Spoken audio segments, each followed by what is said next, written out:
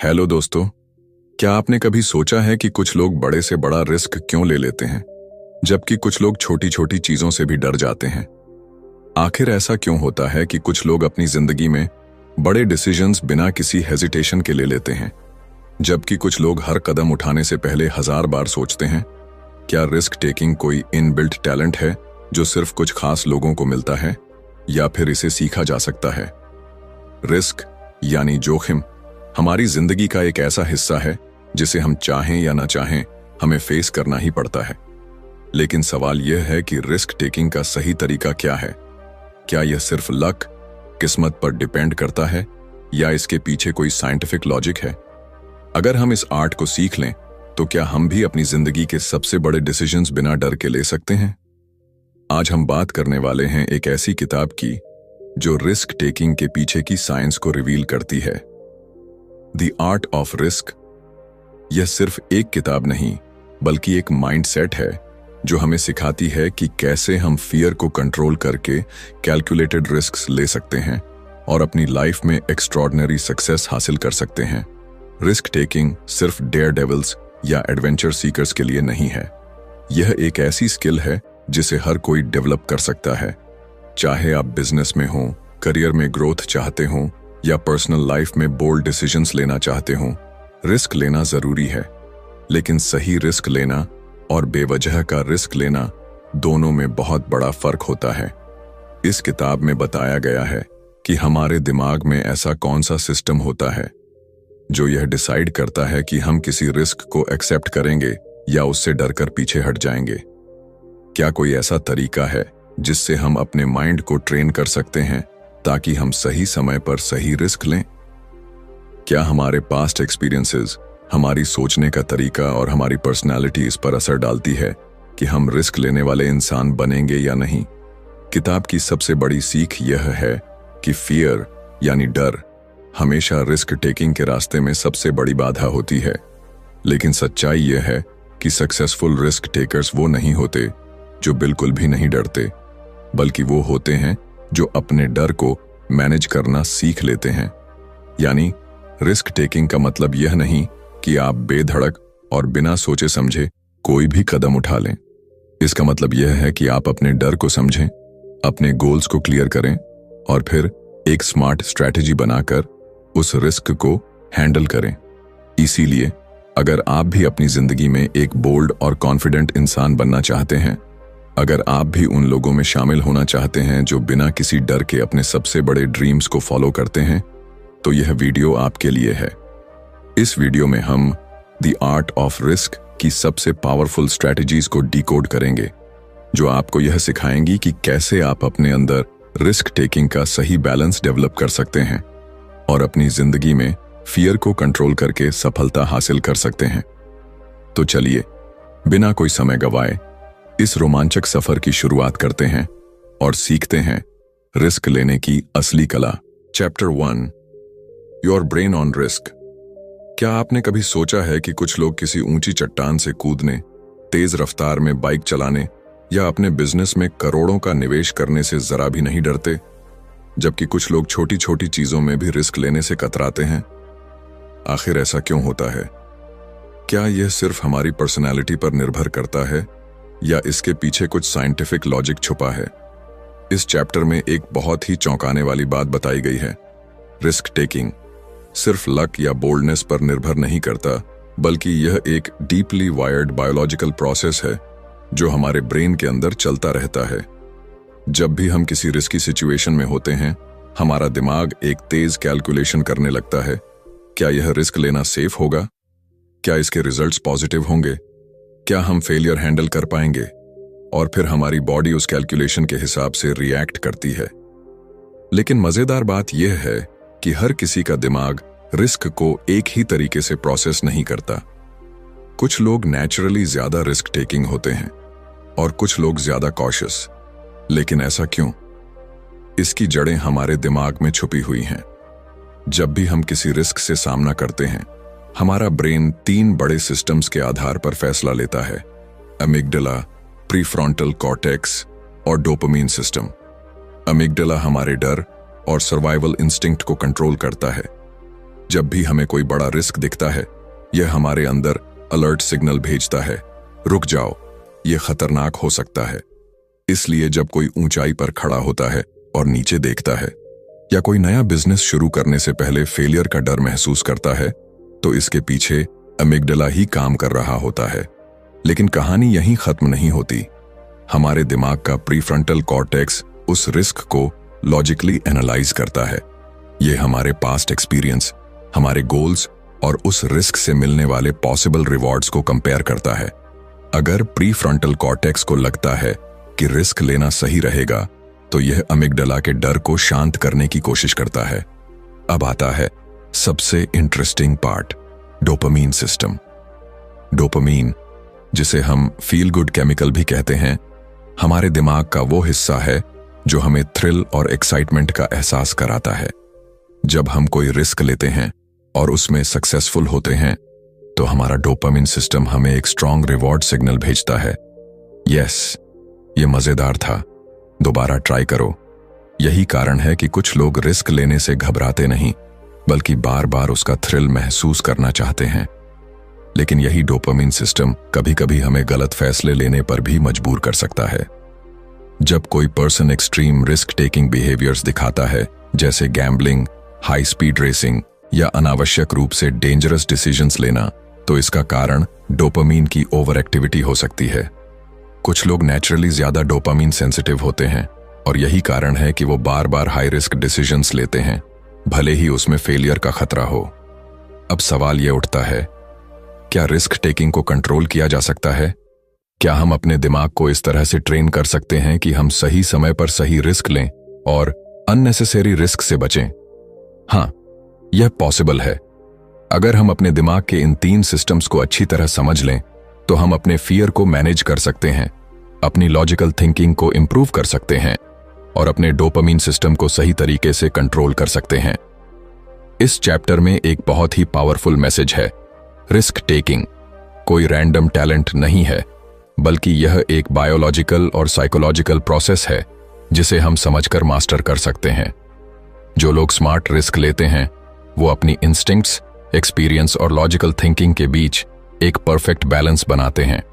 वो ना तो बिना सोचे समझे रिस्क लेते हैं और ना ही किसी डर के कारण अपॉर्चुनिटीज मिस करते हैं। तो अगली बार जब आप किसी बड़े डिसीजन के सामने खड़े होंगे, तो खुद से एक सवाल पूछिए, क्या यह मेरा अमिगडाला है जो मुझे रोक रहा है? क्या मेरा प्रीफ्रंटल कॉर्टेक्स इस रिस्क को सही तरीके से एनालाइज कर रहा है? क्या मेरा डोपामीन सिस्टम मुझे सही रिवॉर्ड की ओर खींच रहा है? अगर आप इस फॉर्मूला को समझ लेते हैं, तो आप किसी भी रिस्क को समझदारी से हैंडल कर सकते हैं और अपनी जिंदगी में बड़े बड़े गोल्स अचीव कर सकते हैं। रिस्क एक आर्ट है और इसे मास्टर करना पॉसिबल है। बस आपको अपने दिमाग को सही तरीके से समझना होगा। Chapter 2, the myth of fearlessness. क्या आपने कभी ऐसे लोगों को देखा है जो ऊंचाई से छलांग लगाने में हिचकिचाते नहीं, जो तेज रफ्तार में बाइक दौड़ाते हैं, जो बिना किसी डर के नए बिजनेस आइडियाज पर करोड़ों रुपए लगा देते हैं? हमें लगता है कि ये लोग फियरलेस हैं, यानी इन लोगों को डर महसूस ही नहीं होता। लेकिन क्या सच में ऐसा होता है? क्या कुछ लोग जन्म से ही डर से मुक्त होते हैं, या फिर यह सिर्फ एक मिथ है? इस चैप्टर में इस बहुत बड़े भ्रम को तोड़ती है। फियरलेसनेस नाम की कोई चीज होती ही नहीं।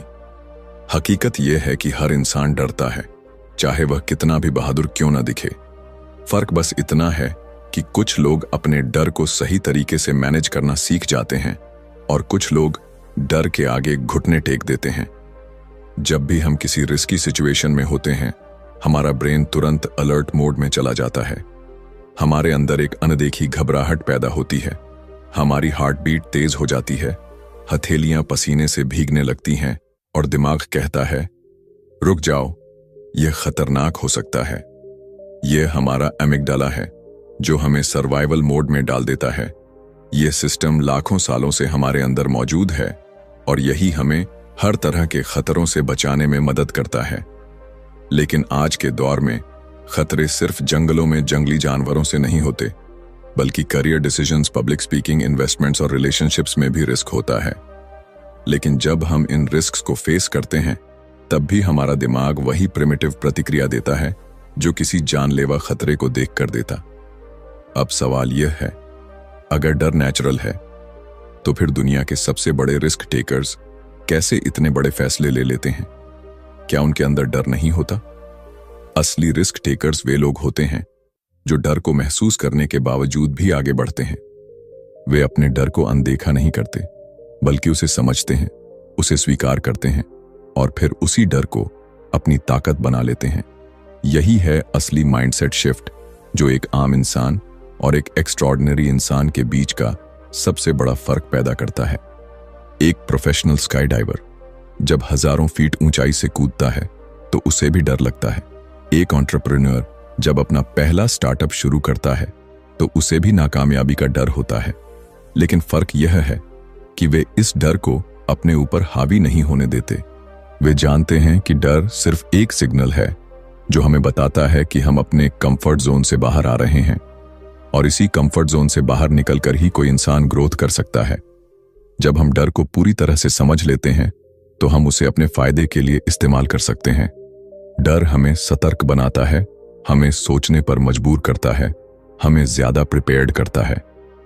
एक सही मात्रा में डर हमें बेहतर परफॉर्मेंस देने में मदद करता है, लेकिन अगर यह डर हद से ज्यादा बढ़ जाए तो यह हमें पैरालाइज कर देता है, हमें डिसीजंस लेने से रोकता है और हमारी जिंदगी को एक लिमिटिंग बॉक्स में बंद कर देता है।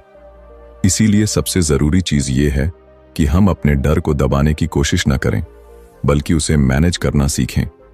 यह सोचने के बजाय कि मैं डर को खत्म कैसे करूं, हमें यह सोचना चाहिए कि मैं इस डर के साथ कैसे आगे बढ़ सकता हूं। दुनिया के सबसे बड़े लीडर्स, एथलीट्स, आर्टिस्ट्स और एंटरप्रेन्योर्स सब इसी माइंडसेट के साथ जीते हैं। वे डर को खत्म नहीं करते, बल्कि उसे अपना दोस्त बना लेते हैं। तो अगली बार जब आपको किसी रिस्की डिसीजन के सामने घबराहट महसूस हो तो इसे कमजोरी मत समझिए। यह एक सिग्नल है कि आप अपनी लिमिट्स को पुश कर रहे हैं।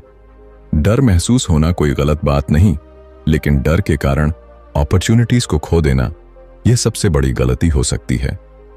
फियरलेसनेस एक मिथ है, लेकिन फियर मैनेजमेंट एक आर्ट है। यही इस चैप्टर की सबसे बड़ी सीख है। अगर आप इस आर्ट को सीख जाते हैं तो कोई भी डर आपको आपकी ड्रीम लाइफ तक पहुंचने से रोक नहीं सकता। Chapter 3, the risk ladder. क्या आपने कभी सोचा है कि एक ही जैसी सिचुएशन में कुछ लोग बिना किसी डर के आगे बढ़ जाते हैं, जबकि कुछ लोग घबराकर पीछे हट जाते हैं? मान लीजिए कि दो दोस्त एक साथ एक ऊंची चट्टान पर खड़े हैं। उनमें से एक तुरंत नीचे छलांग लगाने को तैयार हो जाता है, जबकि दूसरा असहज महसूस करता है और पीछे हट जाता है। या फिर दो एंटरप्रेन्योर्स को एक नया बिजनेस शुरू करने का मौका मिलता है। एक बिना हिचकिचाहट इन्वेस्ट करने को तैयार हो जाता है, जबकि दूसरा रिस्क के बारे में सोच सोचकर परेशान हो जाता है। आखिर ऐसा क्यों होता है? हर इंसान का रिस्क टेकिंग लेवल अलग अलग होता है। यह कोई फिक्स्ड चीज नहीं है, बल्कि यह एक सीढ़ी, लैडर की तरह काम करता है। यानी जब भी हम कोई रिस्क लेते हैं और उसमें सक्सेसफुल होते हैं तो हमारा दिमाग अगले बड़े रिस्क के लिए तैयार हो जाता है। लेकिन जब हम बार बार रिस्क से बचते हैं तो हमारा कॉन्फिडेंस कम होने लगता है और धीरे धीरे हम छोटे छोटे फैसलों में भी डर महसूस करने लगते हैं। सोचिए कि एक बच्चा पहली बार साइकिल चलाने की कोशिश कर रहा है। पहले वह डगमगाता है, गिरता है, लेकिन धीरे धीरे बैलेंस बनाना सीखता है। जब वह एक बार बिना गिरने के थोड़ी दूर तक चला लेता है तो उसका कॉन्फिडेंस बढ़ जाता है। फिर वह तेज चलाने की कोशिश करता है और कुछ ही दिनों में वह बिना किसी डर के पूरी गली में घूमने लगता है। यही रिस्क लैडर है। छोटे छोटे रिस्क्स लेकर हम बड़े रिस्क्स के लिए तैयार होते जाते हैं। लेकिन अगर वह बच्चा शुरू में ही गिरने के डर से साइकिल चलाना छोड़ दे तो वह कभी सीख ही नहीं पाएगा। अब इसे असली जिंदगी में अप्लाई करें। मान लीजिए कि आपको पब्लिक स्पीकिंग का डर है। अगर आप सोचते हैं कि आप एक दिन सीधे हजारों लोगों के सामने बिना घबराए बोल पाएंगे तो यह असंभव लगेगा। लेकिन अगर आप छोटे स्टेप्स लें, पहले दोस्तों के सामने बोलें, फिर छोटे ग्रुप में, फिर किसी मीटिंग में, तो धीरे धीरे आपका कॉन्फिडेंस बढ़ेगा और आप अपने फियर को ओवरकम कर लेंगे। दुनिया के सबसे बड़े रिस्क टेकर्स ने भी इसी सीढ़ी को चढ़कर ऊंचाई हासिल की है। कोई भी इंसान एक ही दिन में एक्सट्रीम रिस्क टेकर नहीं बनता। हर बड़ा डिसीजन, हर बड़ा एडवेंचर, हर बड़ी सफलता छोटे छोटे रिस्क्स से शुरू होती है। यही कारण है कि कुछ लोग हाई रिस्क सिचुएशंस को भी बड़ी आसानी से हैंडल कर लेते हैं, क्योंकि उन्होंने अपनी रिस्क टेकिंग क्षमता को धीरे धीरे डेवलप किया है। इस चैप्टर की सबसे बड़ी सीख यह है कि अगर आप अपनी जिंदगी में रिस्क लेने से डरते हैं तो आपको एकदम से कोई बड़ा रिस्क लेने की जरूरत नहीं है। आपको बस अपनी रिस्क लैडर पर एक स्टेप ऊपर चढ़ने की जरूरत है। छोटे छोटे चैलेंजेस को एक्सेप्ट कीजिए, अपनी कंफर्ट जोन से बाहर आइए और धीरे धीरे अपने डर को पीछे छोड़ दीजिए, क्योंकि अगर आप हमेशा सेफ जोन में रहेंगे तो आपकी जिंदगी कभी नहीं बदलेगी। लेकिन अगर आप अपनी रिस्क टेकिंग क्षमता को धीरे धीरे बिल्ड करेंगे तो आप वह हासिल कर सकते हैं जो आज आपको असंभव लगता है। रिस्क एक सीढ़ी की तरह है, छोटे कदम आपको ऊंचाई तक ले जा सकते हैं। सवाल यह है कि क्या आप इस सीढ़ी पर पहला कदम रखने के लिए तैयार हैं? Chapter 4, training for risk. क्या रिस्क लेना एक टैलेंट है जो कुछ लोगों को जन्म से मिलता है, या फिर यह एक स्किल है जिसे सीखा और डेवलप किया जा सकता है? यह सवाल बहुत जरूरी है, क्योंकि जब भी हम किसी रिस्क टेकर को देखते हैं, चाहे वह कोई हाई स्टेक्स एंटरप्रेन्योर हो, कोई एक्सट्रीम एथलीट हो, या कोई सोल्जर जो युद्ध में जाता है, हमें लगता है कि उनके अंदर कोई सुपर पावर है जो उन्हें बिना डर के बड़े फैसले लेने की क्षमता देती है। लेकिन सच्चाई कुछ और ही है। रिस्क टेकिंग कोई जादू नहीं है, बल्कि यह एक स्किल है जिसे आप सही ट्रेनिंग के जरिए सीख सकते हैं। जब हम रिस्क लेने की बात करते हैं तो यह सिर्फ लक या नेचुरल बोल्डनेस पर निर्भर नहीं करता, बल्कि यह इस बात पर निर्भर करता है कि हमने खुद को उस सिचुएशन के लिए कितना तैयार किया है। यानी रिस्क लेना कोई कॉइन टॉस नहीं है, बल्कि यह एक कैलकुलेटेड प्रोसेस है जिसे आप अपने दिमाग और शरीर को ट्रेन करके इंप्रूव कर सकते हैं। अब सोचिए, जब कोई फायर फाइटर जलते हुए घर में जाता है तो क्या वह बिना सोचे समझे अंदर कूद जाता है? नहीं, वह जानता है कि आग कैसे फैलती है। उसे पता होता है कि कहां जाना है और किस तरह से खतरे को कम करना है। उसने ट्रेनिंग ली होती है, बार बार ड्रिल्स की होती है, जिससे उसका दिमाग सही समय पर सही डिसीजन लेने के लिए तैयार हो जाता है।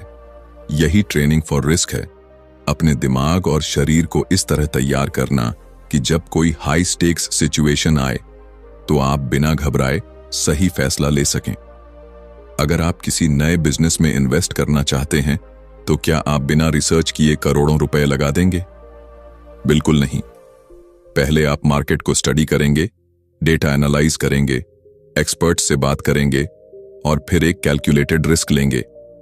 यही रिस्क टेकिंग का असली फॉर्मूला है। सही तैयारी, सही नॉलेज और सही एग्जीक्यूशन। रिस्क टेकिंग को इंप्रूव करने के लिए सबसे जरूरी चीज है एक्सपोजर। यानी अगर आप किसी चीज से डरते हैं तो आपको बार बार खुद को उस सिचुएशन में डालना होगा ताकि आपका दिमाग उस चीज को नॉर्मल मानने लगे। जब कोई नेवी सील सैनिक पहली बार पानी के अंदर सांस रोकने की ट्रेनिंग करता है तो वह घबरा जाता है, लेकिन बार बार ट्रेनिंग करने के बाद उसका दिमाग उस स्थिति को सामान्य, नॉर्मल मानने लगता है और वह बिना घबराए मिशन पूरा कर सकता है। यही कॉन्सेप्ट हर तरह के रिस्क टेकिंग पर लागू होता है। रिस्क टेकिंग को इंप्रूव करने के लिए दूसरी जरूरी चीज है सिमुलेशन। यानी आप असली रिस्क लेने से पहले उसकी प्रैक्टिस कर सकते हैं। पायलट हजारों फीट की ऊंचाई पर प्लेन उड़ाने से पहले फ्लाइट सिमुलेटर्स में प्रैक्टिस करते हैं। डॉक्टर्स सर्जरी करने से पहले वर्चुअल रियलिटी ट्रेनिंग लेते हैं और एथलीट्स बार बार अपनी परफॉर्मेंस को टेस्ट करते हैं। जब आपका दिमाग पहले से ही एक सिचुएशन को कई बार एक्सपीरियंस कर चुका होता है तो असली रिस्क लेने का डर बहुत कम हो जाता है।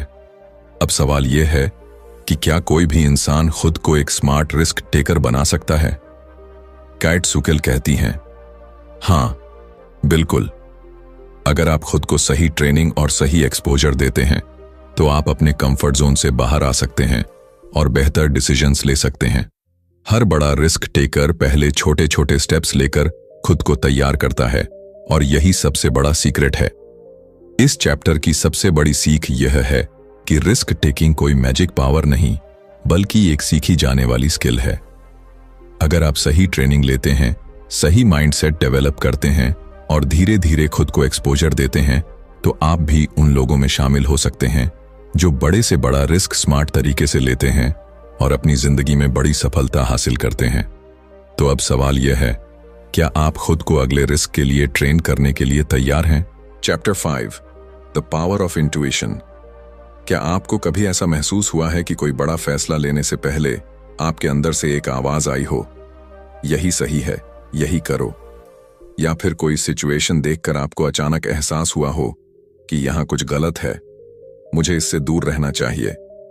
ये जो अंदर से आने वाली आवाज होती है, जिसे हम अक्सर सिक्स्थ सेंस या गट फीलिंग कहते हैं, इसे ही इंट्यूशन कहते हैं। और क्या आप जानते हैं कि दुनिया के सबसे बड़े रिस्क टेकर्स अपने डिसीजंस लेने में इसी इंट्यूशन पर सबसे ज्यादा भरोसा करते हैं? इंट्यूशन कोई जादू या रहस्य नहीं है, बल्कि यह हमारे दिमाग का एक बेहद शक्तिशाली डिसीजन मेकिंग टूल है, जिसे हम अक्सर नजरअंदाज कर देते हैं। इंट्यूशन हमें वो चीजें महसूस करने की शक्ति देता है जो हमारे कॉन्शियस माइंड के लिए तुरंत समझ पाना मुश्किल होता है। जब कोई अनुभवी डॉक्टर बिना किसी टेस्ट के ही मरीज की बीमारी का अंदाजा लगा लेता है, जब कोई इन्वेस्टर बिना ज्यादा डेटा देखे किसी बड़ी कंपनी में इन्वेस्ट कर देता है, या जब कोई सोल्जर किसी अनजान खतरे को पहले ही भांप लेता है, तो यह सब इंट्यूशन की ताकत है। अब सवाल यह उठता है कि यह इंट्यूशन काम कैसे करता है? जब हम कोई भी नया एक्सपीरियंस लेते हैं, तो हमारा दिमाग उस एक्सपीरियंस को अपने अंदर स्टोर कर लेता है। ये स्टोर की गई जानकारियां और पैटर्न्स हमारे अनकॉन्शियस माइंड में जमा होती रहती हैं। जब हम किसी रिस्की सिचुएशन में होते हैं, तो हमारा दिमाग तेजी से इन पास्ट एक्सपीरियंसेस को स्कैन करता है और बिना किसी लॉजिकल एनालिसिस के हमें एक सिग्नल भेजता है, यह सही है या यह गलत है। यही इंट्यूशन है। इसे समझने के लिए एक बहुत ही साधारण उदाहरण लेते हैं। मान लीजिए कि आप किसी नए शहर में घूमने गए हैं और आपको दो रास्ते दिखते हैं। एक रास्ता साफ सुथरा और रोशन है, जबकि दूसरा रास्ता अंधेरा और सुनसान। बिना ज्यादा सोचे ही आपका मन कहेगा कि पहला रास्ता ज्यादा सेफ है। क्यों? क्योंकि आपके दिमाग ने आपके पास्ट एक्सपीरियंसेस और बचपन से सुनी गई कहानियों को मिलाकर एक पैटर्न बना लिया है कि सुनसान और अंधेरे रास्ते खतरनाक हो सकते हैं। यही इंट्यूशन है। रिस्क टेकिंग के मामले में भी यही होता है। जब कोई प्रोफेशनल पोकर प्लेयर बिना ओपोनेंट के कार्ड्स देखे ही अंदाजा लगा लेता है कि सामने वाले के पास अच्छा हाथ है या नहीं, जब कोई स्टॉक मार्केट ट्रेडर किसी कंपनी के शेयर के बढ़ने या गिरने का सही अनुमान लगा लेता है, या जब कोई एथलीट बिना सोचे समझे सही डिसीजन ले लेता है, तो ये सब उनके सालों के अनुभव से आने वाली इंट्यूशन के कारण होता है। यानी जितना ज्यादा आप किसी चीज में एक्सपीरियंस लेंगे, उतनी ही तेज आपकी इंट्यूशन बनेगी। लेकिन एक दिलचस्प बात यह है कि इंट्यूशन हमेशा सही नहीं होती। कभी कभी हमारा दिमाग पास्ट एक्सपीरियंसेस की वजह से गलत पैटर्न्स बना लेता है और हम गलत फैसले भी ले सकते हैं। इसलिए काइट्सुकेल बताती हैं कि इंट्यूशन को शार्पन करने के लिए दो चीजें जरूरी हैं। पहला, ज्यादा से ज्यादा एक्सपीरियंस लेना, और दूसरा, अपनी इंट्यूशन को डेटा और लॉजिक से क्रॉस चेक करना। इसका मतलब यह है कि आपको ब्लाइंडली सिर्फ इंट्यूशन पर भरोसा नहीं करना चाहिए, बल्कि उसे लॉजिकल थिंकिंग के साथ बैलेंस करना चाहिए। रिस्क टेकिंग में इंट्यूशन का सबसे बड़ा फायदा यह होता है कि यह हमें तेज डिसीजंस लेने में मदद करता है। जब हमारे पास ज्यादा सोचने का समय नहीं होता, जब हमें तुरंत कोई एक्शन लेना होता है, तब हमारा कॉन्शियस माइंड इतनी तेजी से प्रोसेस नहीं कर सकता। लेकिन हमारा इंट्यूटिव माइंड पहले से ही तैयार होता है। यही कारण है कि एक्सपीरियंस्ड लोग ज्यादा तेज और सही फैसले ले पाते हैं, क्योंकि उनकी इंट्यूशन पहले से शार्प होती है। इस चैप्टर की सबसे बड़ी सीख यह है कि इंट्यूशन एक सुपर पावर की तरह काम कर सकती है, लेकिन इसे डेवलप करने की जरूरत होती है। जितना ज्यादा आप खुद को न्यू एक्सपीरियंसेस में डालेंगे, जितना ज्यादा आप अपने पास्ट मिस्टेक्स से सीखेंगे, उतनी ही बेहतर आपकी इंट्यूटिव पावर बनेगी। और जब आपकी इंट्यूशन स्ट्रांग हो जाएगी, तब आप किसी भी रिस्की सिचुएशन में तेज और सही डिसीजंस ले पाएंगे। तो सवाल यह है, क्या आप अपनी इंट्यूशन की पावर को अनलॉक करने के लिए तैयार हैं? Chapter 6, the risk taking personality. क्या कभी आपने सोचा है कि कुछ लोग किसी भी सिचुएशन में रिस्क लेने के लिए तैयार रहते हैं, जबकि कुछ लोग जरा सा भी रिस्क लेने से बचते हैं। कुछ लोग ऊंचाई से छलांग लगाने, तेज रफ्तार में बाइक चलाने या नए बिजनेस में करोड़ों लगाने से नहीं घबराते, जबकि कुछ लोग छोटी छोटी चीजों में भी 1000 बार सोचते हैं। आखिर ऐसा क्यों होता है? क्या रिस्क टेकिंग एक आदत है, एक सीखी जाने वाली स्किल है, या फिर यह पर्सनैलिटी का हिस्सा है? रिस्क टेकिंग कोई एक जैसा बिहेवियर नहीं है, बल्कि यह हमारी पर्सनैलिटी का हिस्सा होता है। यानी हर इंसान में रिस्क लेने की क्षमता अलग अलग होती है, और यह बहुत हद तक इस बात पर निर्भर करता है कि हमारा दिमाग किस तरह से बना है। जब हम रिस्क टेकिंग की बात करते हैं तो यह सिर्फ एक चॉइस नहीं होती, बल्कि यह हमारी बायोलॉजी, साइकोलॉजी और पास्ट एक्सपीरियंसेस से जुड़ी होती है। कुछ लोगों के दिमाग में डोपामीन सिस्टम बहुत एक्टिव होता है, जो उन्हें थ्रिल और एक्साइटमेंट की तरफ खींचता है। यही कारण है कि कुछ लोग एडवेंचर स्पोर्ट्स, गैम्बलिंग और हाई स्टेक्स बिजनेस में ज्यादा दिलचस्पी लेते हैं। उनका दिमाग उन्हें लगातार नयापन खोजने के लिए प्रेरित करता है। वहीं कुछ लोगों का दिमाग ज्यादा कॉशियस होता है, जो उन्हें हर रिस्क को एनालाइज करने और सेफ रहने के लिए कहता है। रिस्क टेकिंग पर्सनैलिटी को 3 अलग अलग कैटेगरीज में बांटा जा सकता है। कुछ लोग नेचुरली हाई रिस्क टेकर्स होते हैं, कुछ मॉडरेट रिस्क टेकर्स होते हैं, और कुछ लोग लो रिस्क टेकर्स होते हैं। हाई रिस्क टेकर्स वे होते हैं जो किसी भी नई चुनौती को लेकर एक्साइटेड हो जाते हैं। उन्हें लगातार नयापन चाहिए होता है और वे अनिश्चितताओं, अनसर्टेनिटीज को एक्सेप्ट करना जानते हैं। मॉडरेट रिस्क टेकर्स वे होते हैं जो कैलकुलेटेड रिस्क्स लेते हैं, यानी वे सोच समझकर फैसले लेते हैं, लेकिन जरूरत पड़ने पर बड़े कदम उठाने से पीछे नहीं हटते। लो रिस्क टेकर्स वे होते हैं जो स्टेबिलिटी को प्राथमिकता देते हैं, हर स्थिति में सेफ रहना चाहते हैं और अनिश्चितताओं से बचते हैं। अब सवाल यह उठता है कि क्या रिस्क टेकिंग पर्सनैलिटी को बदला जा सकता है? केट सुकिल कहती हैं कि हाँ, यह संभव है। रिस्क टेकिंग कोई फिक्स्ड ट्रेट नहीं है, बल्कि यह हमारी हैबिट्स, एनवायरनमेंट और एक्सपीरियंसेस से प्रभावित होती है। अगर कोई लो रिस्क टेकर है तो वह धीरे धीरे अपनी रिस्क टेकिंग क्षमता को बढ़ा सकता है। जब हम खुद को छोटी छोटी रिस्की सिचुएशंस में डालते हैं और उन्हें सफलतापूर्वक हैंडल करते हैं, तो हमारा दिमाग रिस्क टेकिंग को नॉर्मल मानने लगता है। इसी तरह हाई रिस्क टेकर्स को यह सीखने की जरूरत होती है कि वे कब और कितना रिस्क लें, ताकि वे अननेसेसरी लॉस से बच सकें। रिस्क टेकिंग पर्सनालिटी को समझने का सबसे बड़ा फायदा यह है कि आप अपनी स्ट्रेंथ्स और वीकनेसेस को पहचान सकते हैं। अगर आप नेचुरली रिस्क अवर्स हैं, तो आप अपनी कंफर्ट जोन से बाहर निकलकर खुद को चैलेंजेस में डाल सकते हैं। और अगर आप बहुत ज्यादा रिस्क टेकिंग हैं, तो आप खुद को कंट्रोल करके ज्यादा कैलकुलेटेड और थॉटफुल डिसीजंस ले सकते हैं। इस चैप्टर की सबसे बड़ी सीख यह है कि रिस्क टेकिंग पर्सनैलिटी कोई स्थायी चीज नहीं है। अगर आप चाहें तो आप अपने माइंडसेट को बदल सकते हैं, अपने कंफर्ट जोन को एक्सपैंड कर सकते हैं और अपने डिसीजंस को बैलेंस कर सकते हैं। असली सक्सेस उन्हीं लोगों को मिलती है जो अपने नेचर को समझकर खुद को इंप्रूव करने की कोशिश करते हैं। तो सवाल यह है, क्या आप अपनी रिस्क टेकिंग क्षमता को समझने और बेहतर बनाने के लिए तैयार हैं? कंक्लूजन। रिस्क एक ऐसा शब्द जो कुछ लोगों के लिए एक्साइटमेंट लाता है और कुछ के लिए डर। लेकिन रिस्क टेकिंग कोई रैंडम एक्ट नहीं, बल्कि एक सीखी जाने वाली स्किल है। यह हमारे दिमाग की हार्ड वायरिंग, हमारे एक्सपीरियंसेस और हमारी पर्सनैलिटी से जुड़ा हुआ है। इस किताब में हमने जाना कि कैसे हमारा ब्रेन रिस्क को प्रोसेस करता है, कैसे फियर को मैनेज किया जा सकता है और कैसे छोटी छोटी कैलकुलेटेड रिस्क्स हमें बड़ी सक्सेस तक ले जा सकती हैं।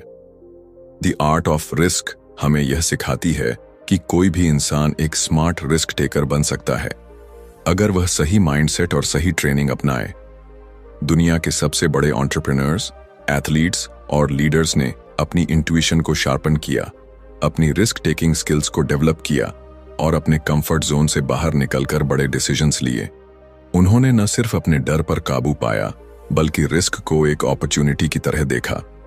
इस किताब की सबसे बड़ी सीख यही है कि रिस्क टेकिंग कोई कॉइन टॉस नहीं है, यह एक आर्ट है। इसे आप जितना ज्यादा समझेंगे और प्रैक्टिस करेंगे, उतना ही ज्यादा आप अपनी जिंदगी में बोल्ड और मीनिंगफुल डिसीजंस ले पाएंगे। चाहे आप करियर में आगे बढ़ना चाहते हो, कोई नया बिजनेस शुरू करना चाहते हो या अपनी जिंदगी के किसी भी क्षेत्र में बड़ा कदम उठाना चाहते हो, रिस्क से भागने के बजाय उसे समझना और अपनाना जरूरी है। अगर आपको यह किताब पसंद आई और इससे आपको कुछ नया सीखने को मिला तो इसे अपनी जिंदगी में अप्लाई करने की कोशिश जरूर करें।